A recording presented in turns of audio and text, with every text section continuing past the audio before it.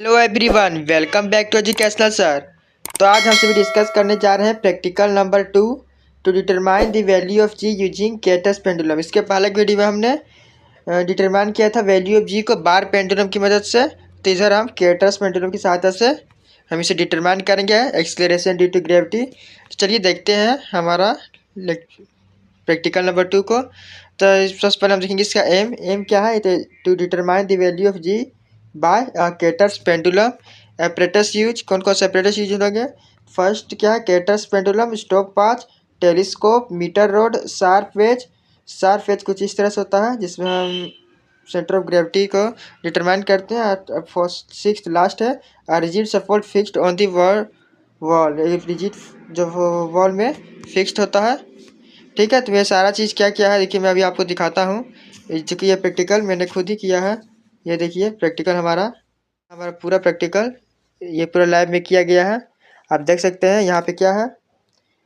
यहाँ पे देख सकते हैं ये हमारा हो गया केटस पेंडुलम। ये है हमारा टेलीस्कोप। आज जो देखिए फिक्स्ड वॉल में जो देखिए फिक्स्ड वॉल में क्या हमारा टोटल पूरा है, तब देख सकते हैं यहाँ पे। तो इस टेलीस्कोप की सहायता से हम देखने का प्रयास कर रहे हैं और नंबर काउंट करेंगे और वहाँ लिखेंगे। ठीक है, तो इसी प्रकार से हमें यहाँ करना है। चलिए अब नेक्स्ट देखते क्या करना है। तो नेक्स्ट थ्योरी इसका देखते क्या है। थ्योरी भी इम्पोर्टेंट है। थ्योरी के लिए हमारा है if the time period between two knife edges of the Kater's pendulum. अभी हमने देखा दो नाइफ एजेस होता है, ऊपर भी होता है नीचे भी होता है। इसके डायग्राम से भी समझेंगे। तो by the nearly equal then क्या है? Kater's pendulum are nearly equal then. ठीक है, इक्वल होता है। तो acceleration due to gravity g can be calculated by the कौन से बेसल्स इक्वेशन। ये आपको इक्वेशन डायरेक्ट याद करना है, कहाँ से है क्यों है उतना आपको दिमाग नहीं लगाना। लेकिन होता क्या? Vessels equation. बेसल्स इक्वेशन क्या होता है? तो ये हमारा बेसल्स इक्वेशन है। G equal to 8 pi square T1 का स्क्वायर प्लस T2 का square upon L1 plus L2 plus T1 square minus T2 square L1 minus L2। जिससे इक्वेशन 1 लेट करना है। ये तो हमारा क्या है?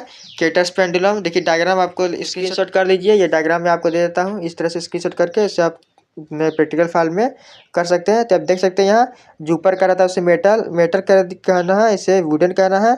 तो ऊपर जो रहता है इसे W1, इसे W2। आज ये साइड हमारा ये K1 हो गया, ये हमारा K2 हो गया जो फिक्स्ड किए हैं इसके अकॉर्डिंग। लेंथ यहाँ देख सकते हैं किस तरह से मेजरमेंट किया गया है सारा चीज़ हमारा। देखिए जो शार्प पेज मैंने बोला था उससे वेज, तो उससे हमने यहाँ सेंटर ऑफ ग्रेविटी को डिटरमाइन किया है। बी हमारा सेंटर ऑफ ग्रेविटी है। यहाँ पे W हमारा क्या है?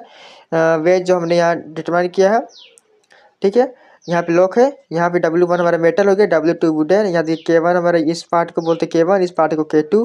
नीचे K1 से लेकर W ये सेंटर ऑफ ग्रेविटी तक के दूरी को बोलते हैं L1। और K2 से लेकर ये सेंटर ऑफ ग्रेविटी तक के डिस्टेंस को बोल दिए L2। इसे देख लीजिएंगे आप, ऐसे भी नोट करना। डायग्राम बहुत ही इंपॉर्टेंट है। नेक्स्ट देखिए हम देखिए इसे क्या बोलते हैं इसे। तो नेक्स्ट हमारा है वेयर T1 हमारा क्या है? Time period about the knife edge of the pendulum. T2 क्या है? Time period about the other knife edge of the pendulum and that T1 is very nearly equal to T2। ठीक है, तो knife edge किसे बोलते हैं? ये हमारा क्या है? ये सब नाइफ एज है हमारा। ये ऊपर देखिए ये K1 है, ये हमारा K2 है, नीचे सब क्या है? सब नाइफ एज इसी को बोलते हैं। ठीक है, तो T2 हो गया, T1 हो गया। L1 क्या है हमारा? Distance of the knife as from the centre of the gravity, मैंने अभी बोला था। L2 क्या है? Distance of the other knife as from the centre of the gravity. Procedure देखते हैं क्या है, तो किस तरह से डिटरमाइन करना है आपको जी का वैल्यू।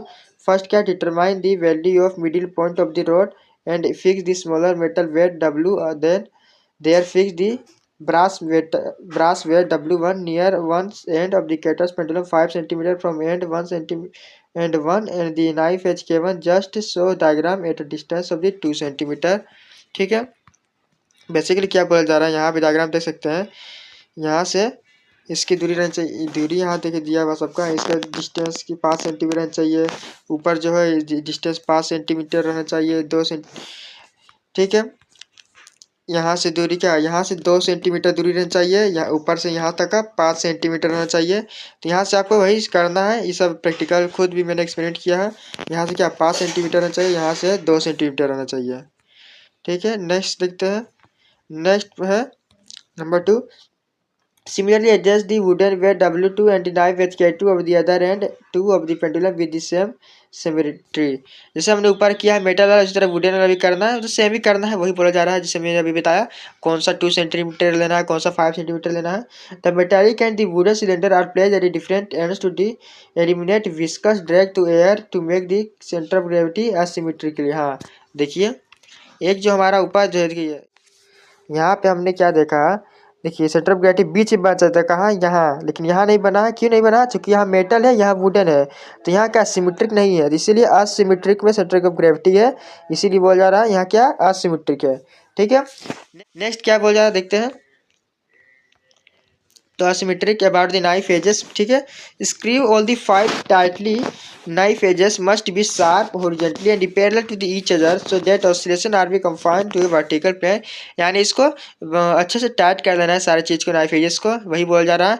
थर्ड में क्या है, suspend the pendulum vertically about K1 and focus the telescope at the tip of the its lower and the lower set it oscillating with the amplitude of the about 4 to 5 degrees for the motion of the remains simple harmonics. Note the time for the form of 10 to 30 40 and 50 oscillation using a stop path. Repeat after the 2 times.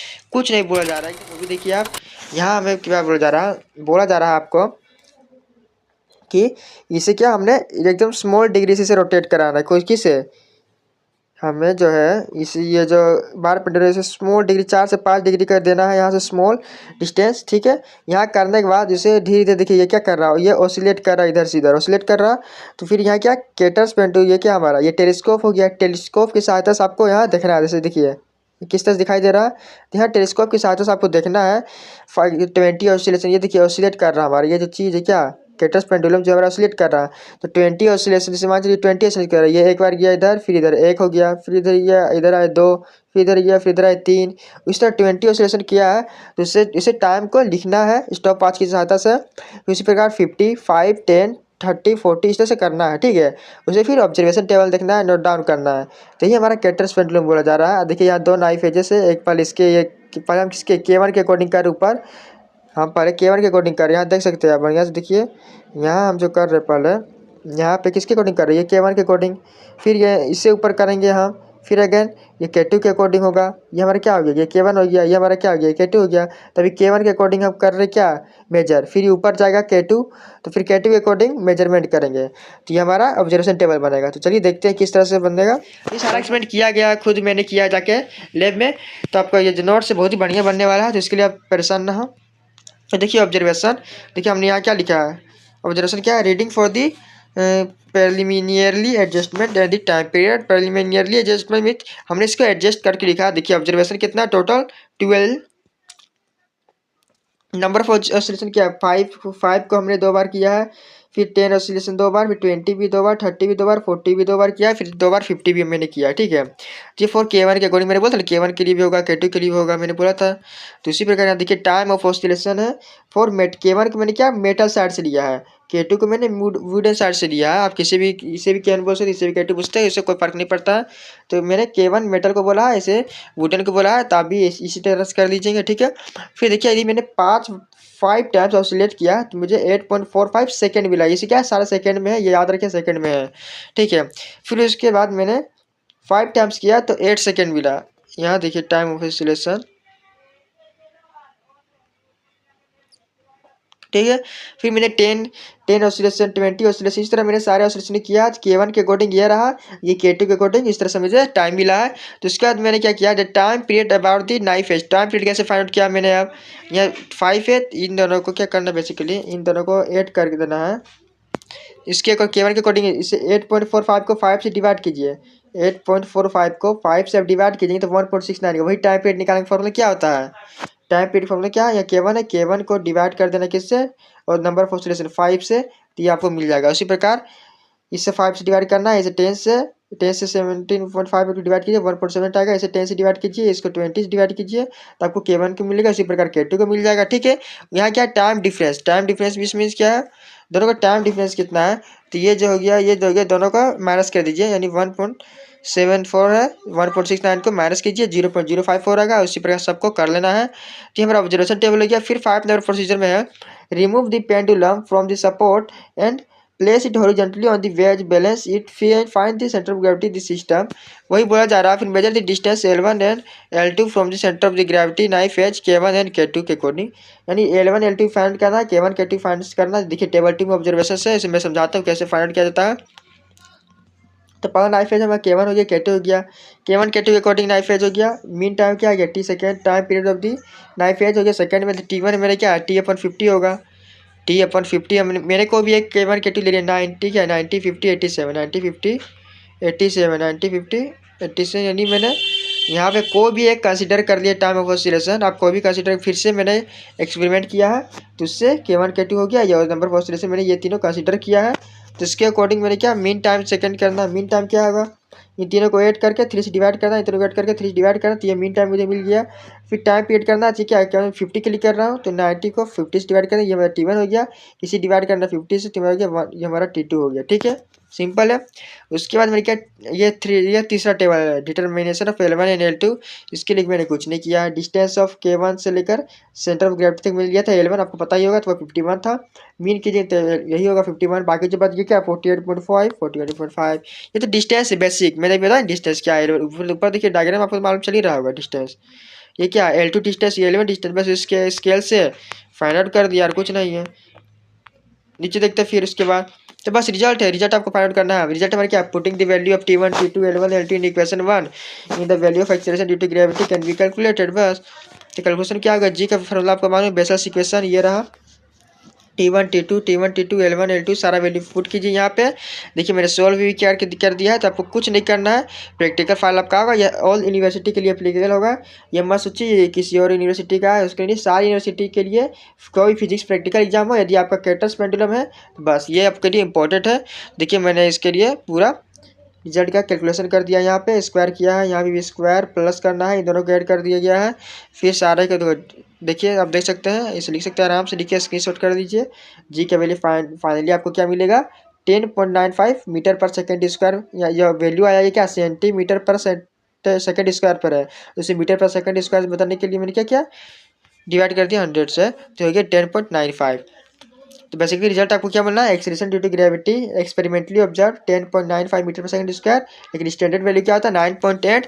तो आपको percentage error निकालना है। इसका formula क्या होता है, जो आपको एक्सपेरिमेंटल वैल्यू वो माइनस जो आपको ओरिजिनल वैल्यू था वो उससे डिवाइड माइनस करना है इंटू 100।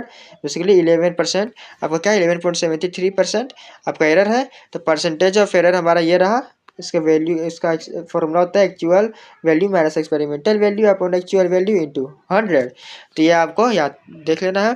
उसके बाद precaution and source of error क्या हो सकता है, तो the knife edge should be sharp होना चाहिए, horizontal and parallel to each other होना चाहिए। The amplitude of the vibration should be small होना चाहिए, so the motion of the pendulum satisfy the condition of the simple of harmonic motion. वही से बोला जा रहा है वाइब्रेशन एम्पलीट्यूड स्मॉल, यानी जो हमने इसे पेंडुलम को देना था 4 से 5 डिग्री में देना था, 4 से 5 डिग्री ऑसिलेशन, बहुत ही स्पीड में नहीं देना था, ज़्यादा फोर्स से नहीं ऑसिलेट करवाना था। The support on the which of the pendulum vibrates should be rigid and should not move the pendulum vibrates. वही बोला जा रहा है। फोर्थ नंबर में क्या है, for final observation the time of given respectively vibration must be taken with an accurate stop path, यानी stop path आपका ठीक होना चाहिए एक्यूरेट। जिस टाइम पे आपने एक्चुअल इसे डिटरमाइन किया उसी टाइम पे आप उसे स्टॉप पाथ से रोकना है। ठीक है, तो वही बोल जा रहा है। तो रीडिंग बढ़िया से लेना है। To avoid the friction wheel should be glass surface rigid support, यानी आपको फ्रिक्शन को अवॉइड करना है, वही बोला जा रहा है। तो ये हमारे यहाँ पे हमने देख लिया है प्रैक्टिकल पूरा क्या कैटर्स पेंडुलम का। तो ये हमारा दूसरा प्रैक्टिकल यहीं पे समाप्त होता है। तो वीडियो अच्छी लगी तो लाइक करें, शेयर करें, और चैनल में पहली बार आए हैं तो चैनल को सब्सक्राइब जरूर करें। मिलते हैं अगले नेक्स्ट वीडियो के साथ। तो thanks for watching this video.